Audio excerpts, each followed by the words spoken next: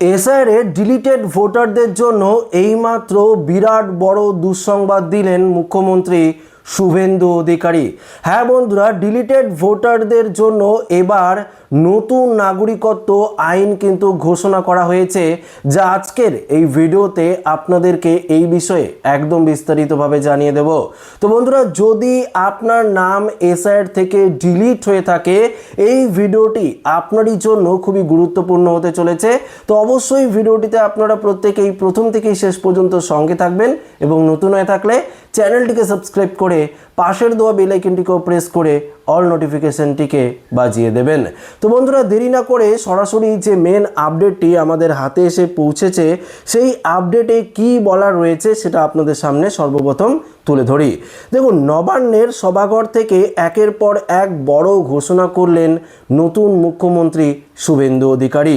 একদিকে রাজ্যের মুখ্যমন্ত্রী শুভেন্দু অধিকারী যেমন ঘোষণা করলেন বিএসএফকে জমি হস্তান্তরের বিষয়টি, একই সঙ্গে বিরাট ঘোষণা সিএএ নিয়ে, অর্থাৎ নাগরিকত্বের যে বিল সেটা নিয়েও তিনি বড়সড় ঘোষণা করেছেন। এখানে বলেছেন ডিটেক্ট, ডিলিট এবং ডিপোর্ট রাজ্যে চালু হচ্ছে এবার 3D অর্থাৎ ট্রিপল ডি ব্যবস্থা। কি এই ব্যবস্থা? বাংলাদেশ, পাকিস্তান, আফগানিস্তান থেকে আগত সংখ্যালঘুদের নাগরিকত্ব দিতেই সিএএ চালু করেছে কেন্দ্র। সেই সূত্রে বাংলার মুখ্যমন্ত্রী শুভেন্দু অধিকারী কড়া বার্তা দেন। দেখুন, তিনি 3 দেশ থেকে আগত নাগরিকদের সিএএ আবেদন করার বাধ্যতামূলক বলেন। পাশাপাশি অন্যথায় কড়া আইনি ঝামেলায় পড়তে হবে আপনাদের। অবৈধ অনুপ্রবেশকারীদের সরাসরি বিএসএফ এর হাতে তুলে দেওয়ার জন্য একটি চিঠি 1 বছরের বেশি আগে কেন্দ্রীয় সরকারের পক্ষ থেকে এই রাজ্যকে পাঠানো হয়েছিল। কিন্তু পশ্চিমবঙ্গের পূর্বতন সরকার একদিকে যেমন শরণার্থীদের সিএএ দেওয়ার ক্ষেত্রে বিরোধিতা করেছেন, অন্যদিকে তেমনই এই গুরুত্বপূর্ণ আইন আগের সরকার কাজে লাগায়নি। আজ থেকে আমরা এই আইন কার্যকর করলাম, এমনটাই কিন্তু নবান্নের সভাঘর থেকে ঘোষণা করলো মুখ্যমন্ত্রী শুভেন্দু অধিকারী।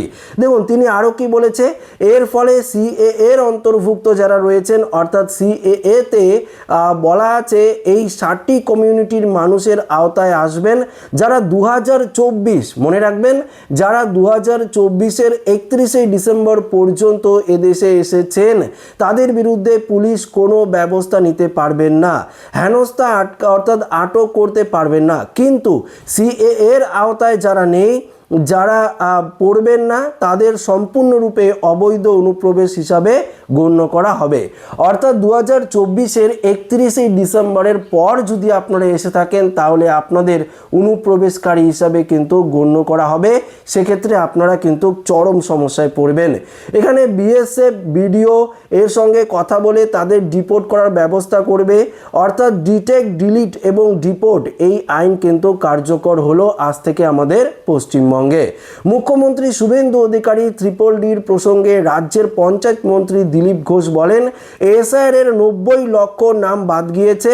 সামান্য কিছু বৈধ ভোটার ছাড়া বাকি উপযুক্ত কারণ সহ নাম কিন্তু বাদ গিয়েছে। এদের সবাইকে প্রমাণ করতে হবে যে এরা ভারতীয় নাগরিক, না হলে আগামী দিনে সরকারের কোনো সুযোগ সুবিধা তারা পাবে না। তো বন্ধুরা, এখানে আপনারা পরিষ্কার বুঝতে পারলেন মুখ্যমন্ত্রী শুভেন্দু অধিকারী বিশেষ বার্তা দিয়েছে সমস্ত এসআইআর এর ডিলিট ভোটারদের জন্য। যেই 91 লক্ষ ভোটারের নাম এসআইআর থেকে ডিলিট হয়েছে, সেই সমস্ত ভোটারের উদ্দেশ্যে কিন্তু এই ঘোষণা করা হয়েছে। বিশেষ করে যারা এই এসআইআর থেকে ডিলিট হয়েছেন, অবশ্যই যদি আপনারা প্রমাণ করতে না পারেন যে আপনারা ভারতের নাগরিক, বা যদি আপনারা 2024-এর 31শে ডিসেম্বরের আগে এখানে এসে থাকেন আমাদের পশ্চিমবঙ্গে বা ভারতবর্ষে, সেক্ষেত্রে যদি আপনাদের সিএএ এর আবেদনের কোনো কাগজ থাকে বা সিএএ এর সার্টিফিকেট থাকে, সেক্ষেত্রেও আপনার কোনো সমস্যা নেই। এবং দেখুন, যদি আপনি এসআইআর থেকে ডিলিট হয়ে থাকেন, ট্রাইব্যুনালে আবেদনও করে থাকেন, কিন্তু আপনার নাম ট্রাইব্যুনাল থেকেও যদি ডিলিট হয়ে থাকে, তাহলে কিন্তু আপনার বিরুদ্ধে এবার কড়া ব্যবস্থা নেবে রাজ্যের নতুন সরকার, এটা কিন্তু আপনাদেরকে আগেই জানিয়ে রাখি। এই যে দেখুন 3D যে পরিকল্পনা করা হয়েছে, প্রথমত দেখুন ডিটেক্ট অর্থাৎ আপনাকে চিহ্নিতকরণ করা হবে আপনি অনুপ্রবেশকারী কিনা। তারপর ডিলিট অর্থাৎ আপনি যে সুযোগ সুবিধাগুলো নিচ্ছিলেন আমাদের পশ্চিমবঙ্গে বা ভারতের বিভিন্ন প্রকল্পের সুবিধা, রেশন সুবিধা, আধার কার্ড, ভোটার কার্ড, যে সমস্ত সুবিধাগুলো আপনারা নিচ্ছিলেন সেগুলো সমস্ত কিছু আপনার কাছ থেকে কেড়ে নেওয়া হবে, অর্থাৎ সেই ডকুমেন্টসগুলো কিন্তু বন্ধ করে দেওয়া হবে।